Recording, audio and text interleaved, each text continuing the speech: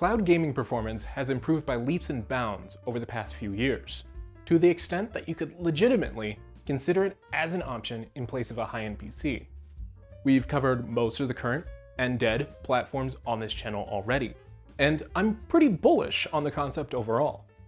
That's why when Boosteroid reached out to ask if I wanted some free playtime to make a review, I jumped at the opportunity. If you're unfamiliar with that name, Boosteroid is a cloud streaming company based in Europe which recently started to expand their services into parts of the US. Currently, the entire service is in beta, which means that many of the details I mentioned today might change over time.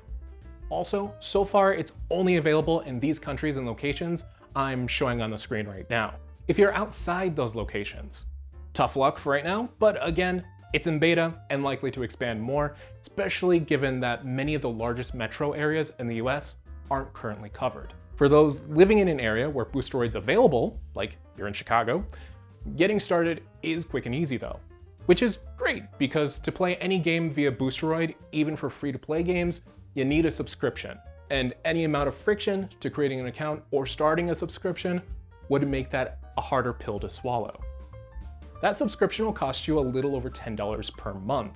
Compared to other streaming services, that's pretty much on par. Even better, there's an annual pass available that works out to around $8 per month, which is cheaper than other current services. So far, so good. The downside to it all is that, unlike other services, there aren't any free trials or intro promotions. I think Boosteroid's stance of servers require money to operate is completely justifiable. I'm not going to knock them too much for that. But it does mean that you don't get to test the streaming quality with your own setup before handing Boosteroid money. Considering how much Boosteroid emphasized to me that streaming experience varies greatly between users and their differing connection setups, not being able to fully test the service before buying is a bit awkward. As a small consolation, you can get a general sense of what your experience will be like by using their built-in network testing tool. Comparing side by side with my typical network testing tool on my phone, accuracy does seem mixed at best. However, given that it's a plain English description directly from Boosteroid estimating your experience quality on their service, you can take it as a good indicator as to the performance you should expect. If you have any reservation whatsoever about whether the service will work well for you, I highly recommend using the tool before ever considering that subscription. Otherwise, you'll be going into a paid service blind without the guarantee of any sort of streaming quality. Now, on the topic of streaming, let's talk about the actual performance of the service, because honestly, any streaming service is essentially trash if it can't actually run games. Over my 20-ish hours of testing over the past few weeks, I can confirm that Boosteroid runs great, as long as you manage expectations. Managing expectations is important because cloud gaming in general depends a lot on your personal setup. Location, along with connection speed, bandwidth, and stability are key variables in the determination of whether any cloud service will be worth your time. For me, in the north side of Chicago, location doesn't seem to be an issue. Plenty of services servers are pointed directly in my direction. At home, with either a wired or Wi-Fi 6 connection of 500 plus megabits per second, I also didn't have any problems getting smooth performance with games, even without going out of my way to decongest my network or prioritize my connection. 99% of the time, it felt about as good as if I were playing the game on device. The other 1% of the time, there were just some random lag spikes that caused frame rates to dip and pulled me out of the immersion completely. I can't say for sure whether that's the fault of my ISP, my routers, or Boosteroid, but I can say that it sucked, and it happened at least a couple times per hour while playing Yakuza Kiwami 2 over Wi-Fi for several hours straight. Still, totally playable, and frequently a much better experience than I've had with other services like GeForce Now or Game Pass, which have tended to have more frequent streaming inconsistencies over wireless connections by comparison. Just as with all the other cloud services, maybe this isn't the way to play frame-perfect games like Street Fighter 6 or even Bayonetta without a prioritized wired connection unless you're just playing for the fun of it. Taking the gameplay mobile changed the equation slightly. Since they're possibly the best devices for the job, my main tests focus on usage with a Surface Pro 9 with 5G, on a random bench at the southern end of Lincoln Park, and my Surface Duo 2, which allowed me to easily monitor my internet traffic while playing. Connection speed was about the same over 5G as over Wi-Fi at home for the Surface Pro 9, but latency was much worse. At its worst, we're talking 100 plus milliseconds here, as claimed by Boosteroid's in-game overlay. As high as that latency sounds, which it is pretty high, it surprisingly wasn't a bad experience. Over an hour of playing Slay the Spire in the park, I didn't notice any issues whatsoever. Assuming their latency estimates were actually accurate, I'm guessing I still would have been fine with even slightly higher latency for similar games that don't require twitchy reflexes. Next, I did some smartphone tests with my Surface Duo 2. I've noticed this before, but connection speeds were a little lower on my phone than my tablet despite them being on the same network. The Pro 9 just has a ton more antennas on it. And that also impacted connection quality, just a little bit. Still, everything felt perfectly fine. In general, I even got the sense that the experience was a bit more optimized on my phone. Running through the first area of dead cells came with no hiccups or stalls whatsoever. Likewise, playing the first zone in Sonic Mania felt perfectly fine, although I did notice the higher latency just a tiny bit more while playing. Again, not a deal breaker for casual play and something I quickly adapted to be honest. Now, with cloud gaming over a mobile connection, data usage is often a huge concern. Here, there are some positives, but also some real negatives. My initial tests on my Surface Duo playing Sonic Mania and Dead Cells lasted for about half an hour, just enough time to get a feel for the stream quality. In that time, I used just over 1.7 gigabytes of data and an extra 200 megabytes on speed tests. That works out to around 3.5 to 4 gigabytes per hour, which is honestly pretty good for a cloud streaming service. By comparison, GeForce Now estimates up to 8 gigabytes of data usage per hour with my current settings.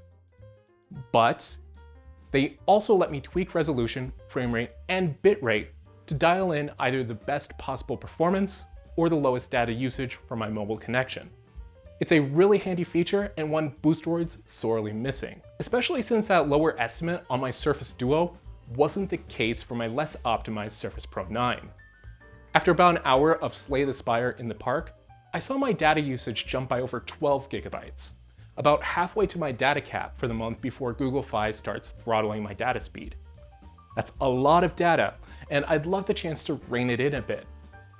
I even reached out to my contact at Boosteroid to see if they had any plans of adding data usage settings in the future.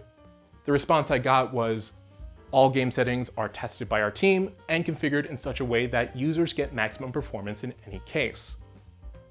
I guess that's fair enough. I mean, Game Pass does the same thing, but I'm guessing all those tests they're doing also don't consider a laptop or tablet on a mobile connection. It's also just going to be a pain for folks playing games over a mobile connection in general. Same with anyone who has a data cap smaller than a few hundred gigabytes.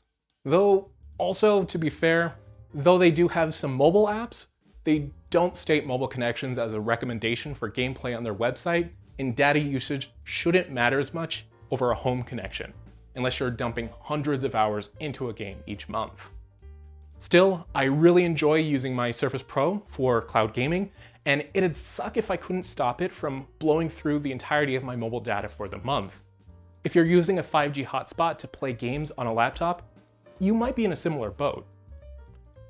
Admittedly, those headaches are me starting to get into the weeds a bit though, and might only affect the 5 of us who actually use devices like this. Overall, the service is extremely promising for an independent company still in beta. Honestly, based on the performance alone, I'm more likely to use Boosteroid than GeForce Now to play my Steam games. Comparisons between Boosteroid and GeForce Now are kinda important, because they share the same streaming model. Basically, your subscription pays for time on a remote computer where they've installed a game you've previously purchased. This is a very popular approach because, unlike services like xCloud, Luna, or the late great Stadia, it doesn't lock users into a specific platform, and hypothetically at least, if the business went under, you still have a ton of games that you can play on any other computer capable of running them. It also allows the streaming companies to cover multiple storefronts without worry.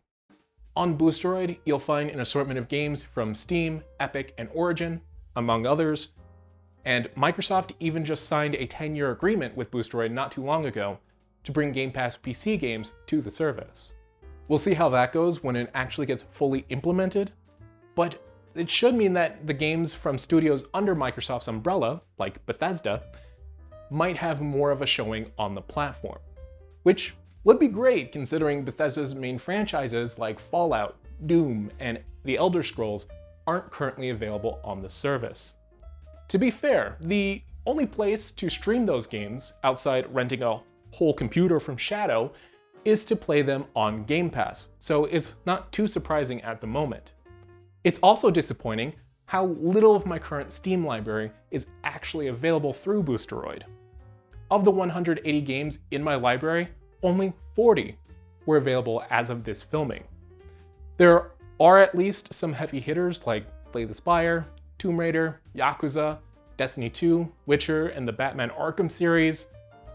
Unfortunately, there are also some weird omissions, like the first Portal and Half-Life games, and some games are available through one storefront but not another, like Control and Yooka-Laylee and the Impossible Lair. Plus, there's no library sync available, meaning I had to go down the list of my Steam games, type each game into the search bar manually, and hope something came up so that I could manually add it to my games collection. Search works really well, by the way. It's just not exactly the most convenient way to flag all the games I own. Additionally, when searching for games manually, some games are separated into an install section for some reason.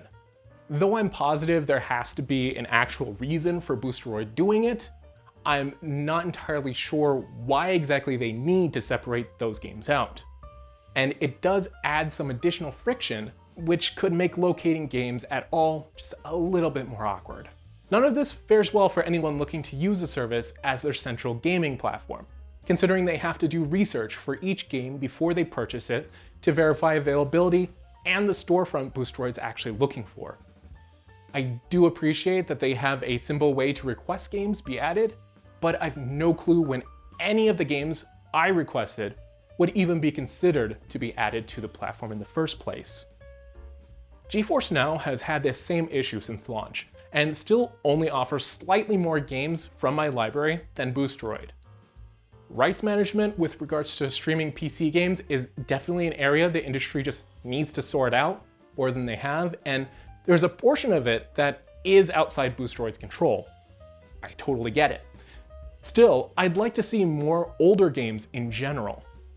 Understandably, their strategy right now seems to be adding games as they come out, like Street Fighter 6 and Diablo 4, which were essentially ready to go on day one. But if that's where their focus is, it might mean users will be waiting longer for some older games, if those games are even added at all. And most people might want to actually consider Boosteroid more as a supplement to a lower powered rig than a total replacement for a gaming PC. It's also the exact way that I've enjoyed using Boosteroid on my Steam Deck. There's no native app available for SteamOS, but it was easy enough to use desktop mode to install a progressive web app version of the service, add that to Steam, and launch it like any other game from there. From my perspective, the Steam Deck can run a ton of games well, even newer games, and a service like Boosteroid could help fill in the gaps when newer games start to become a bit too heavy for the hardware to handle. And this PWA setup works pretty well. Launching the app is easy, sign-in is seamless, and when in-game, I haven't experienced any issues with the integrated controller, outside of any controller support quirks from individual Steam games. On all the devices I've tried so far, launching a game is easy, and playing the game is just as easy, although any controllers outside of their supported list may have varying results. For example, the Blitz controller I reviewed a couple weeks ago has experienced some dropped inputs after ending and re-entering a session, but my Xbox Series X and Stadia controllers haven't failed once. It all just kinda works. Except for the experience in between launching a game and actually playing the game. For reference, the controller setup I'm using for my Steam Deck is a standard gamepad with the right trackpad mapped as a mouse, left trackpad as a scroll wheel, and left click and escape mapped to the back buttons. Those extra mouse and key mappings are important because each time I launch a game through Boosteroid, it lands me on the desktop of the remote computer with Steam open to its regular homepage. To actually play my game, I need to click on my library, find the game, and launch the game manually. Doing that with a controller doesn't work, and fiddling with the touchscreen is wonky at best. Similarly, to exit the game properly, I need to be able to hold down escape to bring up Boosteroid's streaming options. On a desktop or laptop computer, it's annoying but a minor inconvenience overall. Where it becomes almost a deal breaker is on phones, tablets, or, I'm guessing, other gaming handhelds without proper mouse input. While playing on my Surface Pro 9, launching the game with touch alone is a real pain. Even worse, exiting a game once I'm finished either requires an actual mouse or a keyboard combo to pull up the sidebar if I'm using their app. I've had to keep my type cover attached anytime I want to play, and it's annoying because it's the exact opposite of how I typically use my Surface to play games. Of course, this experience is even less tolerable on a phone where the touch targets are even smaller. My best workaround has been to pinch to zoom and aim for the big picture mode button. That way I can at least navigate with the controller.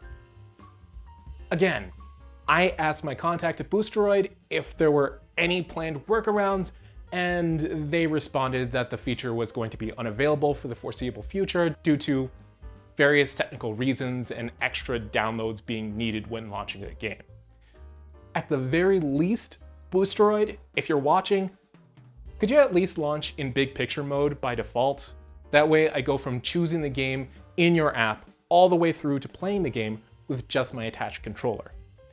It still wouldn't be perfect, in my opinion, but it would at least reduce some of the friction for us folks who want to use your service where keyboard and mouse are inconvenient.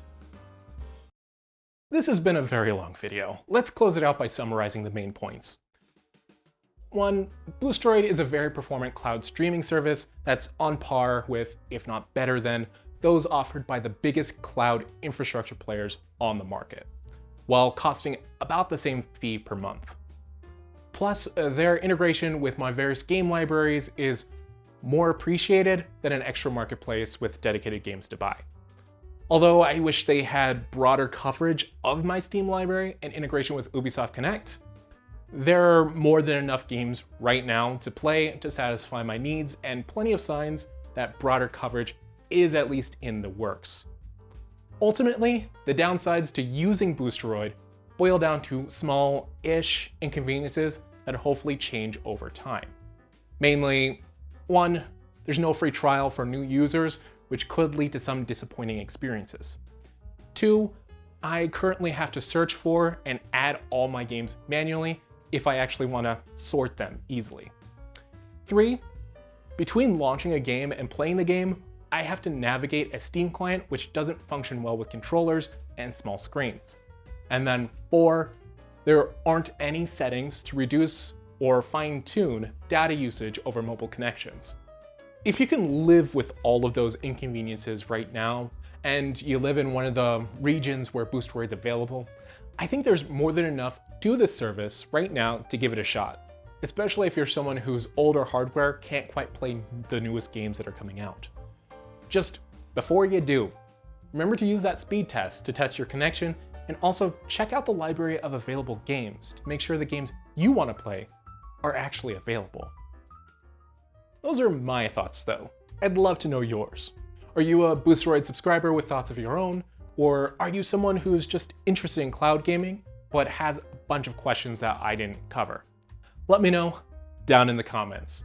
Also, as always, if you found this video interesting or informative, go ahead and give it a like. I'm currently working on a video to compare and contrast all the different cloud gaming services available to see which one comes out on top. Make sure you get subscribed so that you don't miss it. If you're interested in giving Boosteroid a shot and supporting this channel just a little bit, I'll drop an affiliate link in the description for you to check out. This video was made possible by Boosteroid donating 20 free hours of playtime to my account. However, they received no prior approval for the content of this video. They're seeing it for the first time along with y'all. And also, that's going to be all for this video in general. Until next time, catch you later.